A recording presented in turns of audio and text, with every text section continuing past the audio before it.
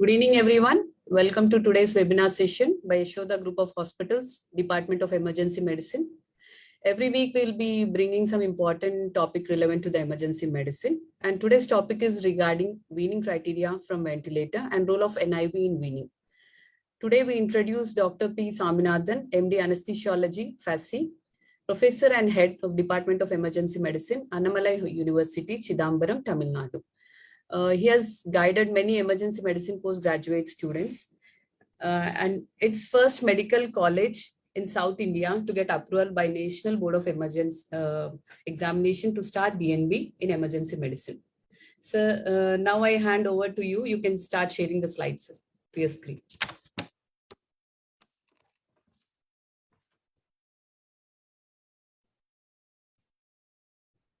Good evening to everyone. This is Professor Dr. Saminathan from Annamalai University. First of all, I'd like to thank Dr. Srinath Kumar sir, who has given me an opportunity to talk in the webinar organized by Yashoda Hospitals, Hyderabad. I also thank the administrators of Yashoda Hospital, Hyderabad, for planning to have a webinar for residents of in and around emergency medicine related subjects. I am interested in talking about this weaning criteria and the patients from ventilator support and the role of NIV in weaning. I'm superannuated from Head Emergency Medicine RMMCH Annamalai University.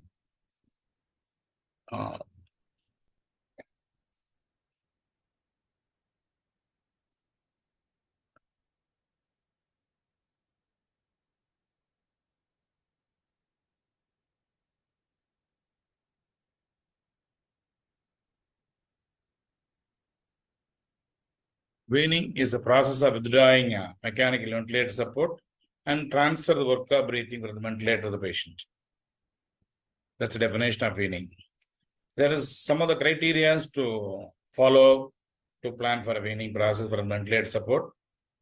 I enumerate the criteria and we'll discuss about in detail about the individual criteria in the following slides.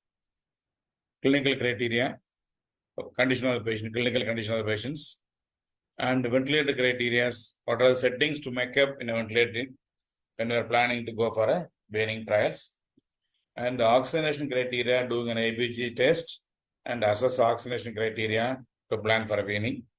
Next is assess the pulmonary function to look for any pulmonary reserve and measurement of the pulmonary function. These are the four major headlines I am going to talk about the weaning criteria.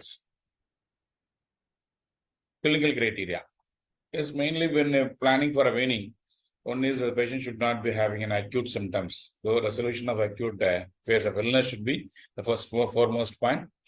Adequate cough. Patient is having a spontaneous reflex cough and absence of excessive secretions in the lungs. And for first and definite plan for weaning should be based on the cardiovascular hemodynamic stability is a foremost point when planning for a weaning trials. And ventilator criteria. What are the criteria to fulfill the planning for a weaning? The patient is on ventilator support for a quite long time. SBT is nothing but a spontaneous breathing trial. That is, should be within 20 to 30 breaths per minute. PaCO2 value should be less than 50 millimeter mercury with a normal pH. Tidal capacity should be more than 10 ml per kg. Spontaneous tidal volume should be more than 5 ml per kg. Respiratory rate should be less than 35 per minute. And respiratory rate to tidal volume ratio should be less than 100 breaths per minute per liter. Minute ventilation should be less than 10 liters to the satisfactory ABG values. Then comes oxygenation criteria. Nothing but you take a blood sample for ABG and see the report. And based on the reports, you plan for weaning. That's the foremost thing we do every day when we're planning for a weaning, as well as day-to-day monitoring also. ABG is a must in ICU management. You look for the values, PaO2 without PEEP should be more than 60 millimeter of mercury at a FiO2 of 0.4. PiO2 with PEEP of less than 30 centimeter of water, the PiO2 value should be more than 100 mm mercury at FiO2 of 0.4. SiO2 should be more than 90% at FiO2 of 0.4. PiO2 to FiO2 ratio should be more than or equal to 150 millimeter of mercury. QSQT, that is intrapulmonary shunt, should be less than 30%. PA and arterial oxygen gradient should be less than 350 millimeter of mercury at the FiO2 of 0.4. At the AiO2 alveolar arterial oxygen gradient. These are the criteria you should take it into account when you're planning for a weaning. There may be some adjustment in this changes. You should decide on the clinical condition to decide about the plan. Then goes pulmonary reserve measurement. Pulmonary reserve is what I said already. Continuation of the same slide. Vital capacity more than 10 ml per kg. Maximum inspirated pressure more than minus 30 centimeter of water. Pulmonary measurements, static complaints, more than 30 ml per centimeter of water. Airway resistance stable or improving. VD by VT should be 60% while the patient is on intubated state. What are the modes we set a plan for a weaning? Usually conventional modes is, there are 4 modes conventional, and the recent ventilator machines are having other modes, special modes that follows. What conventional mode says about spontaneous breathing trial, pressure support ventilation, continuous positive airway pressure, synchronized mandatory ventilation. This is normally do in all the ICUs. These 4 conventional methods in all the ICUs, they follow this. And other modes are available. If the ventilator has got other modes, you can try APRV, airway pressure release ventilation, or automatic tube compensation. Before planning for SBT, you should know something about rapid shallow breathing index. That is RSBI. It is defined as a ratio of the respiratory frequency to the tidal volume. People on ventilator may breathe rapidly or with high frequency. Sometimes they'll go for the shallow breathing, the low frequency, while allowed to breathe on a spontaneous ventilation. This index is introduced in 1991 by Carl Jung and Martin J. Tobin. RSBI is nothing but respiratory rate divided by the tidal volume. How to measure this RSBI? Measurement is done with the handheld spirometer attached to the endotracheal tube, or the patients breathe in a room air for 1 minute, complete 1 minute without any ventilator assistance. That's the foremost point to make it a point. This example is shown as RSBI. How to calculate for RSBI? This is rough calculation only. If the respiratory rate is keep it around 25 breaths per minute, average tidal volume is 250 ml per breath. This rate will become around 100. If the normal patient takes 12 breaths per minute, tidal volume is 420 ml is the minimal tidal volume per breath. The RSBI will be calculated 12 by 0.2 per liter. It comes around 28 breaths per minute per liter. Higher the RSBI means patient is more distressed. So you should not plan for a weaning trial. RSBI score is less than 65 is indication for definite weaning. The RSBI is less than 105. You can plan for a 80% chance of successful extubation. So you can start planning for a weaning if the RSBI scores less than 100 approximately. How to do a spontaneous breathing trial? There are different methods of doing a spontaneous breathing trial. One is doing it with the pressure support ventilation. Other is by the TPS trial. First, we'll going to tell about this PS pressure support ventilation spontaneous breathing trial. What are the benefits of pressure support ventilation? It may overcome the resistance offered by the endotracheal tip to get a good idea of how the patient would do post-extubation. Trial on PSV for 30 minutes it may take up to 4 hours. Pressure is set by the clinician is constant. If we set the pressure in the ventilator constant, tidal volume delivery will be measured. It varies from individual patient. So pressure set is being constant. The pressure set is, you go for higher pressure setting up to 40 centimeter of water, starting with the 5 to 50 centimeter of water, and see the tidal volume delivery, and reduce the pressure support to 3 to 6 centimeter level every 1 hour or 2 hours, once in 3 hours. At minimum of 5 centimeter water pressure support is patient to deliver the maximum tidal volume. The main point is with the minimal pressure support at the inspirator level, patients should deliver the highest tidal volume. That's the criteria to plan for a weaning when you try in the pressure support ventilation. The patient tolerate the above step of reducing the pressure support and expecting the higher tail volume, patient delivers well, you can plan for the extubation. And all this to be done, the ABG's value is within fairly normal limits. That's major criteria. And other methods of SBT, that is spontaneous breathing trial by TP style.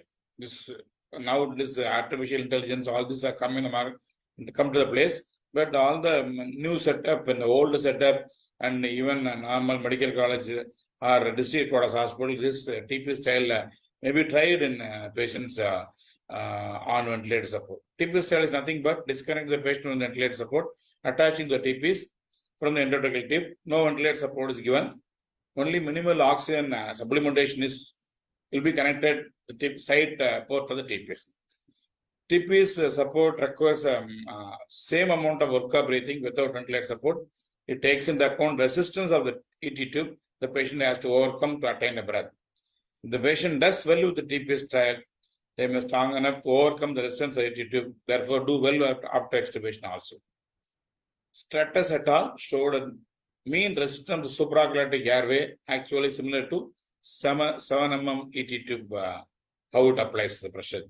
In TP's SBT, there is no PEEP. As like pressure support, we don't not apply any PEEP. Patients with heart failure or pulmonary edema, they are not good candidate for TP style. Spontaneous breathing trial reduces the length of the ventilator stay, which in turn minimizes the risk of development of ventilator-associated pneumonias. You cannot put SBT for a very long time. We have to go for early extubation. And another disadvantage of SBT is patient go for a SBT failure.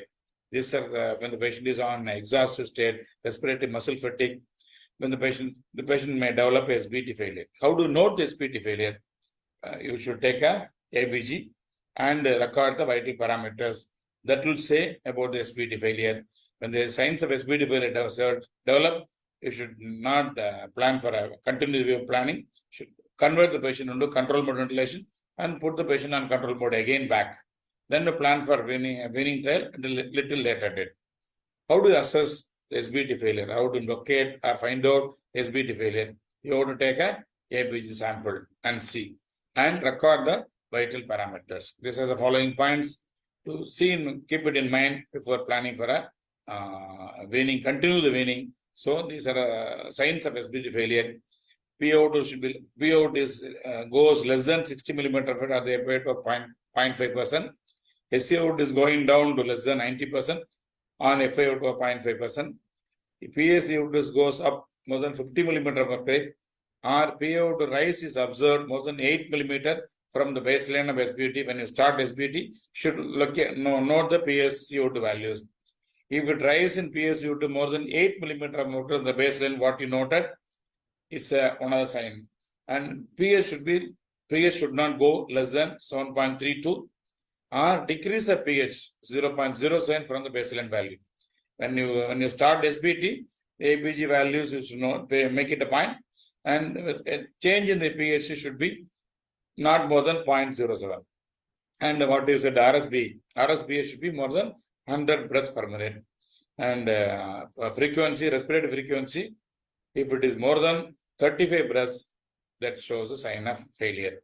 Heart rate jumps more than 140, or heart rate goes down less than 60 also, or systolic BP more than 180, or diastolic BP less than 90, or all these increase or decrease in changes more than 20% for the baseline, we should take it as a SBT failure.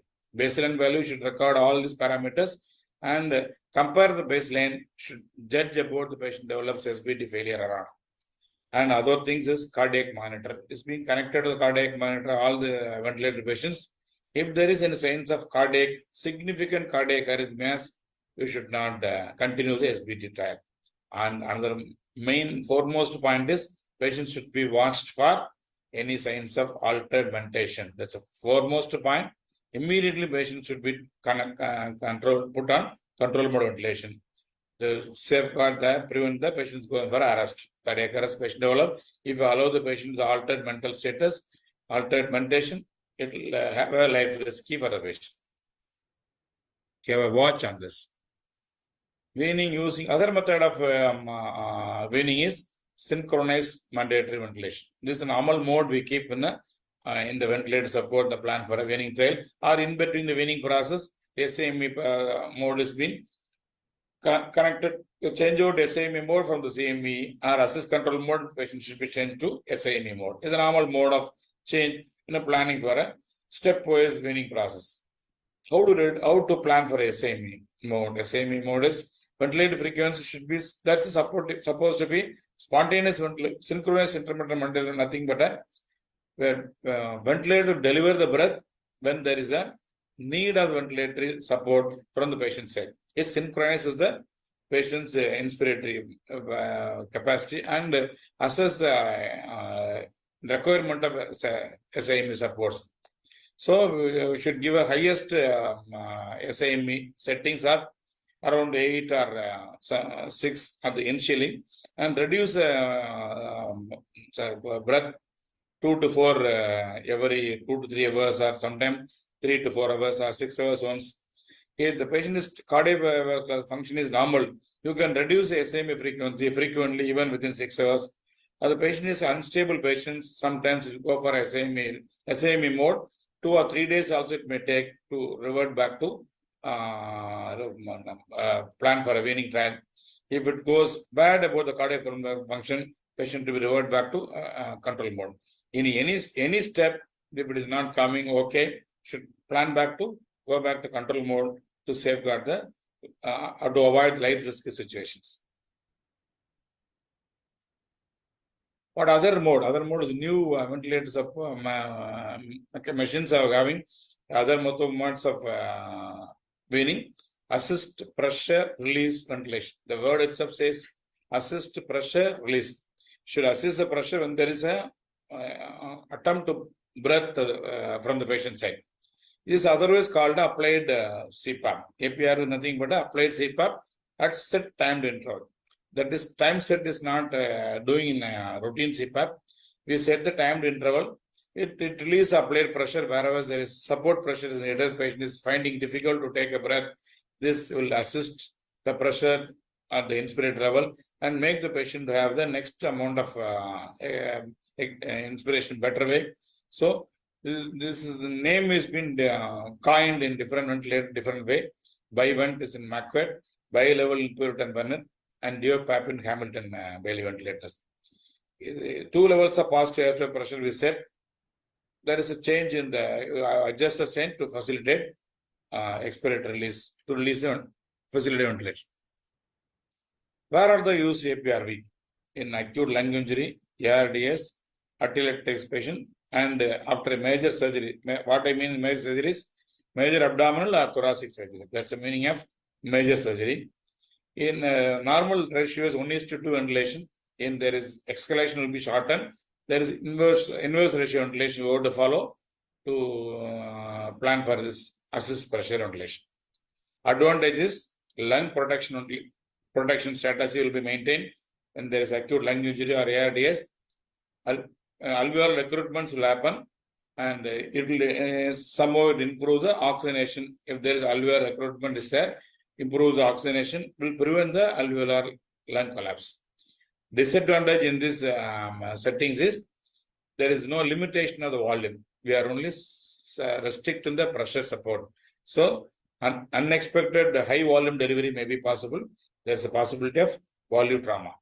Worsening air lack is there because of the when there is a we are following after surgery or something like that, lung pathology is there. We are using this mode of ventilation. There's a possibility of worsening air leak that will end up in a bronchopleural fistula. Next mode of weaning support is automatic tube compensation. It compensates the flow-dependent pressure drop across the tracheal tube by positive pressure support in inspiration and negative pressure support in expiration. That's the main is automatic tube compensation is it supports positively in the inspiration and negative pressure support in expiration. It closely resembles the non-linear pressure curve of pressure flow curve of ET. It provides a rational basis of subdividing pressure support to overcome the mechanical load of the tubing and the effects on the respiratory system. A long-term application, intermittent short-term measurement of the tracheal pressure is a must when you are planning for the automatic tube compensation. So you have to measure the tracheal pressure when you are planning for the automatic tube compensation. They tried in volunteers, they tried. It shows a prediction of successful extubation is when you are using ATC has been better useful. Extubation is successful when planning with the ATC application. What other condition which may hinder the successful weaning? When there is constant high-grade fever,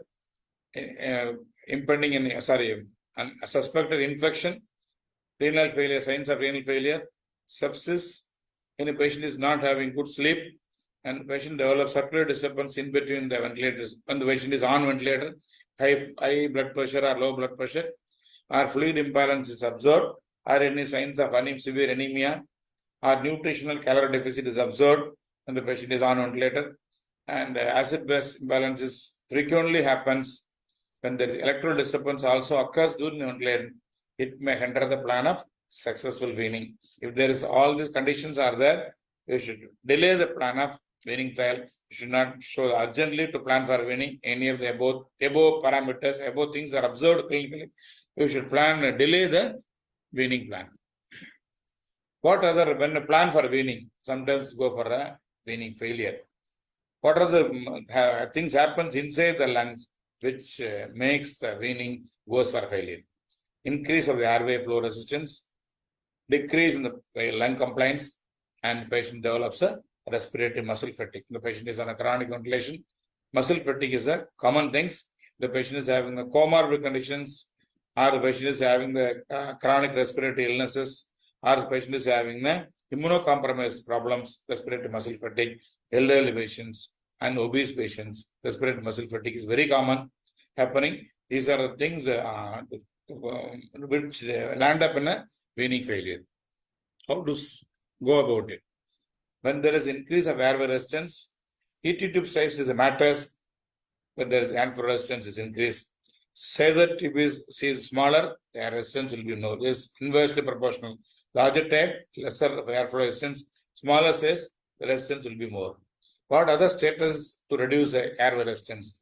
We have to monitor the ET tube position and kinking of the ET tube, obstruction in the inside the lumen of the ET tube, or sometimes the peculiar problem we come across, HME filters getting blocked, that is indirectly not ventilating properly, so it will not suck the what amount of set tidal volume.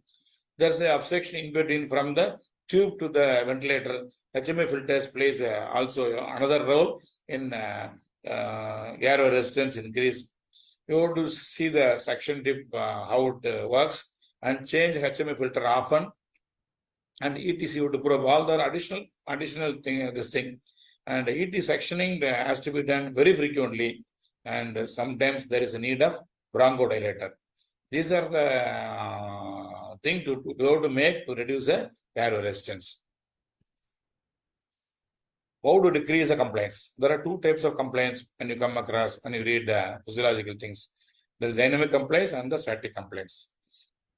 The dynamic complaints develops when there is a bronchospasm, TT tube kinking, acute airway obstruction, when the patient is on ventilator, retained secretions airway. These are end up in a dynamic complaints. And static complaints is due to something in the parenchymal pathology, that is atelectasis, ARDS, tension pneumothorax, lung surroundings, and gross obesity, and retained secretion within the parenchyma of the lungs. These are the reason for the rise in the static complaints. Then that I think we have concluded about what are the plan for a weaning trial, how the successful weaning can be done. In sometimes, if all these methods of failure, sometimes you have to go for a non-invasive ventilation. The role of non-invasive ventilation has been going to tell about what other indications of non-invasive ventilation, and one of the mode of weaning trial is a non-invasive ventilation. So I mixed both this as an indication. hypoxic respiratory failure, hypercapnic and hypoxic respiratory failure. Usually in COPD patients, we don't plan for a actually a ventilator support will avoid in COPD patients. So these patients will be hypercapnic and hypoxic state. And the third one is acute respiratory failure. Acute and chronic respiratory failure is more common of the COPD patients land up in a acute failure on and off. We will avoid invasive ventilation. We'll go for a non-invasive ventilation to prevent the patients go for a recovery, and weaning will be impossible in a patient is a COPD. So we'll avoid. We first itself we plan for non-invasive ventilation. And the fourth one is a hypercapnic respiratory failure, which is secondary to chest wall deformity due to thoracoplasty or a congenital or acquired scoliosis or any established neuromuscular disease. Then fifth one is a cardiogenic pulmonary edema, which is non-response to routine CPAP. And weaning from routinely, there's non-invasive ventilation is employed in a tracheal into all extubated patients. All extubated patients with one of the mode of weaning is non-invasive ventilation. What are the effects of NIV? It improves alveolar ventilation to reverse respiratory acidosis and hypercarbia. It recruits alveoli and increases functional residual capacity to reverse hypoxia. It somehow reduces workup breathing. And if you start early, NIV. What are the common types of NIV will be using? Basic mode of NIV application. Hypoxic state, you go for a CPAP type of NIV. In hypercapnic hypoxic state, example is COPD and asthma state, plan for a BiPAP. Bi-level positive airway pressure. What is CPAP? Continuous positive airway pressure. The word itself implies the pressure support should be both throughout the cycle, both inspiratory and expiratory. It improves oxygenation values. It decreases workup breathing by alveolar recruitment, decreases elastic work, unloads the inspiratory muscles work, and decreases hypoxia by alveolar recruitment and preventing the alveolar collapse, and reduces the intrapulmonary shunt. Indication is acute pulmonary edema and pneumonias. Bi-level pressure support. By word is bi-level. Both the level pressure should be supported. That is the meaning of IPAP and EPAP. Inspiratory positive airway pressure and expiratory positive airway pressure. Inspiratory airway pressure is nothing but what I said in the earlier PSV. That's a pressure support. The pressure support is been done at the inspiratory level. When patient is inspiring, the pressure is supported prior to the inspiration to have a good inspiratory attempts. Expiratory positive airway support is nothing but at the end of the expiration, there is a positive. Normally, what is the end of expiration usually? At the end of the expiration, at the tracheal level, orifice, the pressure level will be 0. So, at the end of expiration, you would apply a positive pressure. That is a CPAP. EPAP. It provides a positive and expiratory pressure. It increases the functional residual capacity. It reduces the FiO2 requirement to optimize the SaO2. Minimal FiO2, the optimized SaO2 can be reached. That is a criteria to achieve. And IPAP. What is the advantage of IPAP? It decreases orca breathing, in turn reduces oxygen demand. It increases a spontaneous tidal volume delivery and decreases spontaneous respiratory rate. The rate is very high. We apply IPAP. That's the foremost point is reduces the spontaneous. When the patient is in distress, respiratory rate will be higher. It decreases when you apply the IPAP. What is the NIV setting you apply in LVF, left ventricular failure? Set the CPAP at 5 to 8 centimeter of water. By increase up to 10 to 15 centimeter of water, then you can reduce in planning for withdraw from the NIV. Mask placement should be gentle on the patient's face when the patient is in acute phase of respiratory distress. Increase the pressure until the adequate tidal volume is 7 ml per kg is reached. The pressure is support pressure to be reduced. What I said is 5 to 8 centimeter water. Increase up to 10 to 15 centimeter. No, you keep at high level and reduce in pressure support till you get the tidal volume delivery of 7 ml per kg. And the respiratory rate should be less than 25 per minute. All, whatever may be, patients should be comfortable to plan for a weaning trial. You have to titrate the FiO2 to achieve SpO2 more than 90% and keep pressure, inspiratory pressure around 25 to 30 centimeter of water. NIV role in COPD. Normally, in COPD patients, we don't do invasive ventilation. We will go for the non-invasive ventilation. How this helps non-invasive ventilation? It increases the pH. Normally, pH will be disturbed. Most of the pH will be higher pH most of the time. Sometimes we'll go for a low pH also. Reduces respiratory acidosis state. Our plan is you would increase the pH. And it reduces the PaCO2 and reduces severity of breathlessness in first 4 hours. Decreases the length of stay, reduces intubation rate, and intubation, what I mean is re-intubation chances will be reduced when you plan for a NIV in a COPD patients. How to plan for NIV setting in COPD patients? Spontaneous timed. EPAP 4 to 5 centimeter, IPAP 12 to 15 centimeter water. Maximum you can set the sensitivity for trigger. That's patient is trigger breath. Backup rate 15 breaths per minute. IE ratio you can keep up to 1:3. Non-invasive ventilation, when to use? This should be used only in a conscious cooperative patients. Those patients are able to protect their airway.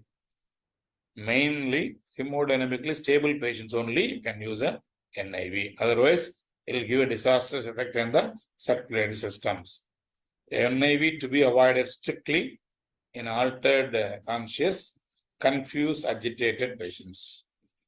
Patients cooperate is the very most point when you're planning for any type of NIV. Inability of protecting airway. The patient is unable to protect their own airway, we cannot use. Excess secretions in the airway, it will produce block and you apply the NIV. Untreated pneumothorax. There is a minimal pneumothorax which is not treated in a proper way. Better avoid non-invasive ventilation. Bowel obstruction. Bowel obstruction, there is a possibility of airlock inside within the intestines, even upper also. So avoid bowel obstruction to prevent unnecessary distensions. And facial trauma, burns in and around the face, recent surgery in the face and in the upper airway. And the 7th one is fixed upper airway obstruction. Any fixed airway acquired or congenital upper airway obstruction is observed in the patients, avoid using NIV. How the patient tolerates. But tolerable NIV depends on the individual patient. It is not a fixed scale for assessing the tolerance of the NIV. Sometimes it does not require any deep sedation. We don't go for deep sedation when the patient is on NIV. So patient should not be sedated deeply. And muscle relaxant is needed as like for invasive ventilation. Patient-triggered ventilation is more comfortable when NIV easily discontinued and recommenced whenever there is any. You can disconnect the NIV and connect it back. In a bronchial asthma, COPD patient that comes as OP will give NIV for some time. The patient is go. These people they'll be prone for inhalers. All these they'll use and come there. Can use NIV for some time and you can discontinue and send them home. Limitation. What's the limitation of NIV? There is a problem with the interface. If it is a tight-fitting mask, and it may create pressure source. Sometimes some of the NIVs, now it is less noisy NIVs that come to the market. If you go for high flow, if you're setting high flow oxygen, when you are giving NIV, sometimes it will produce an IC setting apart from ventilator alarms. Newer devices are available with altered shapes and good comfort along with the patient acceptance. They can go for a newer devices with properly fit to their individual face. Thank you for patient listening. Any queries can be put in the chat box. I'll try to answer those queries at the end of the session.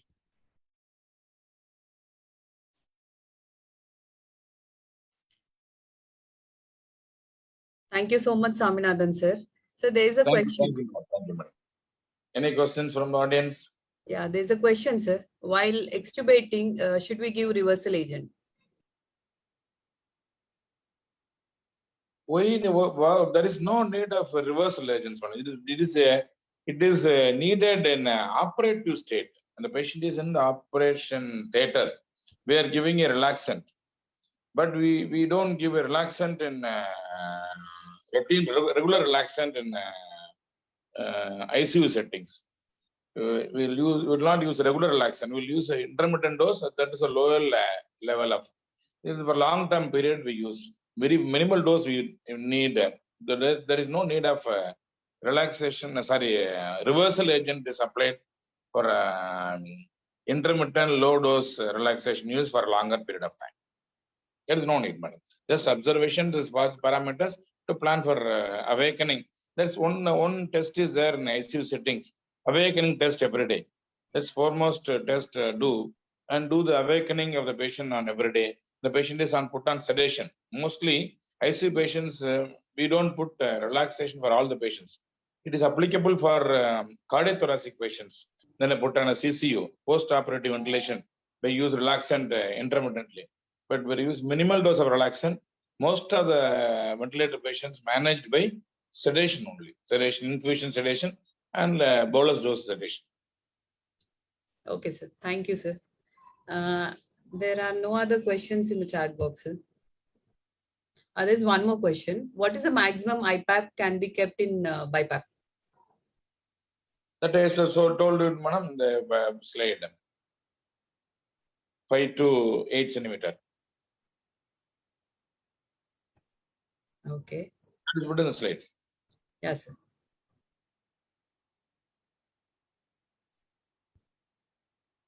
Any more doubts, madam? No other questions, sir.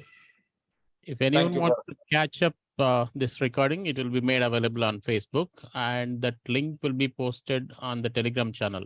So you can subscribe to telegram.me/med_meet to get notified about the future topics, and also the recording links will be posted there. Thank you, madam, for a nice arrangement. Dr. Naveen for arranging this webinar. Thank you, Dr. Naveen. Thank you so much for the informative session, sir. Thank you for sparing time.